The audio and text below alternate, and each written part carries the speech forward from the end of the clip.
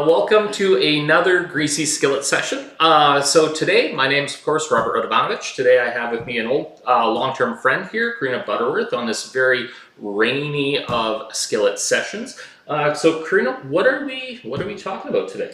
Well, today we're going to be looking at a typical surveying problem where a surveyor goes out and collects data points, perhaps on a tank or something circular, and they need to figure out where the center is. So this becomes kind of like a this is almost the prototypical survey problem, right? Is you've got someone, they've gone out, they've collected this data, and now we're going to try to, I'm assuming it's a tank, so we're gonna do some sort of circle fitting on this thing. Yeah. So the data's got errors in it, and now we wanna solve this problem. Now, kind of an interesting thing about you though, you are a little bit of a survey calculations pro. Of course, you've been instructing. I'm not sure if you're aware, you're kind of my motivation for what a good instructor actually looks like. So that's been super amazing. But I've noticed that there is a Carina Butterworth 6153 here on a YouTube who's been a very, very busy bee. What is the deal with all of this survey? Like, how much material is there here? Well, I have all of my courses on there, and anything that I teach, that's what I do. The reason I did it was originally for my during the pandemic, because the students needed something more visual, and then I just continued it on to allow everybody to see as things are changing, as software is changing, as things such as AI is coming along. Then I thought I'd better put it up there and let people access it, and then anybody can actually look at my courses and take them. So this is all like your notes and like labs and all type of stuff. That is a lot of work. So I do also spy here something on ethical use of AI for projects. So you are somewhat of an AI enthusiast. Yes. What are the AIs that you've used? So you use ChatGPT. That's mainly the one that I've done. Do you have a favorite model? No. 4003. Probably the 4. I got paid the version because I really got tired of I guess we're gonna date ourselves here with this video in 10 minutes from now. People are like, what the heck are those people even talking about? Exactly. Okay, so let's take a look. So we're gonna try and do this surveying problem. So your typical problem in surveying would be that you've got some sort of, let's say, circular tank here, and someone's going to be set up here with their little surveyor camera / theodolite thing that looks like a bird is what I'm drawing there. Fantastic. So this is why these are the Greasy Skillet sessions, right? And this person here ends up being able to, I guess from here, they shoot a number of points, but actually, given that there's errors in the survey, these points won't even actually be here. They'll kind of be like this and like this and like this, and they'll set up somewhere over here, and we're gonna have all of these points on this circle, right? And then so the goal of this whole thing then will be to figure out where the center of this circle is, and so there's going to be some sort of coordinate. I guess north is this direction, east is this direction, and then as well the radius of that way. So luckily we have some sample data where we actually have a series of points like this, and so I've actually prepared this hypothetical busy survey here. So we've got a number of points, and we're going to have to, I guess, now solve this problem of what the actual radius and easting and northing is. So run us through, how would you do this in your class? Well, if we were to start off, the whole purpose of getting these points and where we're located, we're trying to figure out, okay, we got these XY points around the circle. I know I'm repeating the question, but just to reiterate it in different words. So we go around. That's right. Exactly. I'm being examined here. And so now we have these coordinates. So we're trying to find the center point, but really we know that the tank should be symmetrical. It should be in one way. So we know that there's going to be an equation for it. So we're going to use the equation first with the coordinates, which would be the radius of a circle. Ooh, so this is going to be this x squared plus y squared equals r. No, it's going to be x minus xo squared plus y minus yo squared equals r squared. Exactly, yes. Xo, yo are unknowns. Exactly. X, y are the observed. Yes. This exactly. sounds like we've got what happened in here. Yeah. It's going to be a least squares adjustment. That's right. So we got more than 1 point, so we got to do it. All right. So we're going to do something called least squares. And how do we do that? So generally, we'll end up doing that in MATLAB or such. Yeah, you can do it in MATLAB. That's my suggestion. But of course, at SAIT we actually use Python. But I'm just the weird one that sticks with MATLAB. It's kind of the calculation standard there. Exactly. But then what that's going to require you to do is in MATLAB, you're going to have to actually calculate out what the derivatives of that equation are. You're going to have that whole A transpose A inverse thing. So this is going to become kind of complicated. Yes. And at Greasy Skillet, we like things to be uncomplicated. So a really interesting thing would be like, okay, can we actually just simply dump this into ChatGPT and get an answer? Because why not? You and I both instruct. Everybody's doing ChatGPT. Let's be a student for a change. And That's do right. this, right? All right. So let's try this out. So we're going to pop up ChatGPT today. And what do we prompt? What are we going to ask? Well, I think first of all we need our points, or data points. So we're going to have to tell it that we have data points and what those data points are with X and Y.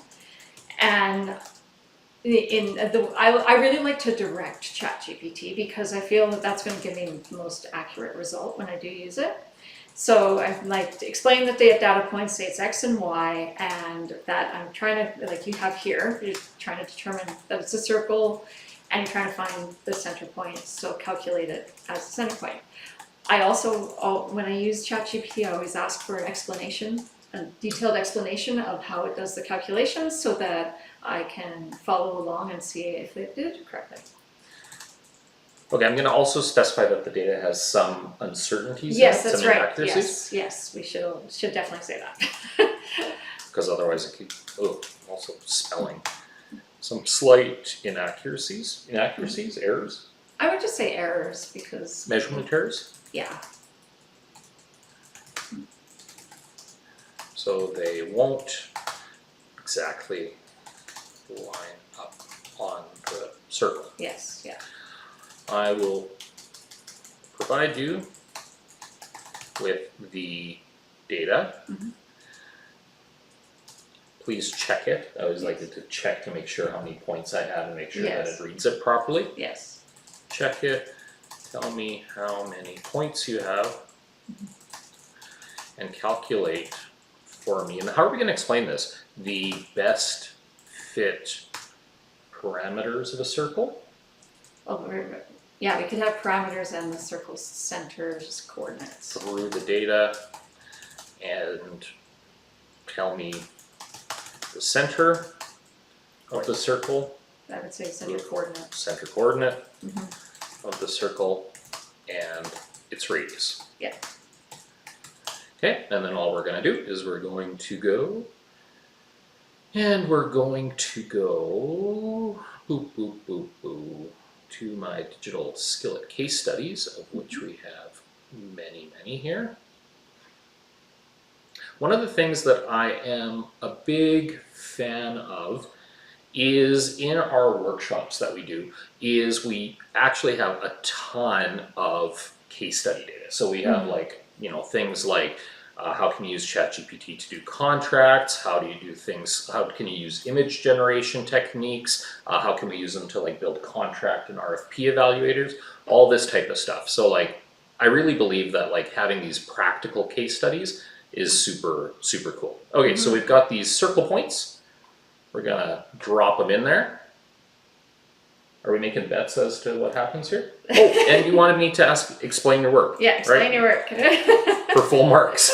That's right. Exactly. I even put that in. All right, let's see what happens. So it read the points. Cool, I can see that that's done correctly. 6 points in there. I've seen often that it'll misreading all the points. So this is a really good thing. Yeah, that's a good point. Cool, it's read all the points, easting X, northing Y. Yep, unnamed columns. I'll count the number of valid data points and let's proceed. And then it's got this little analyze tab, right? So this is where it's run its own Python code, which I always find fascinating, right? This concept that like ChatGPT or Gemini or Copilot or any of them can write its own code, put together a little sandbox that it runs its code in, and then give you an answer. Like that's much more powerful than just simply actually going through and just, you know, hey, rewrite this memo to my boss. It's this type of stuff that becomes really important. Sure. And so what we see is cool, 6 data points in the data set, least squares, check. This is good, right? And it has figured out that the center of the circle is 150.026, 150.021. Pro tip, I created this data and I did use 150, 150 as the center point. Right. I added some random noise, so I'm not surprised at plus or minus 5 centimeters. So that's about right. And it was a 5-meter circle, and bang. And away you go. It also offers me a nice little plot. So I'm going to say, yes, please. Now, you asked it to specify how it solved the problem, and it said that I did it via a least squares approach. Do you think that that's sufficient, or should it ask, like, so what would you be expecting? I would expect it to show me how it set up all the matrices in the least squares, because then I can actually see where the numbers are. I want to see those results and that intermediate parts, so that I can actually analyze it later and say, okay, where was the mistake made if there was a mistake?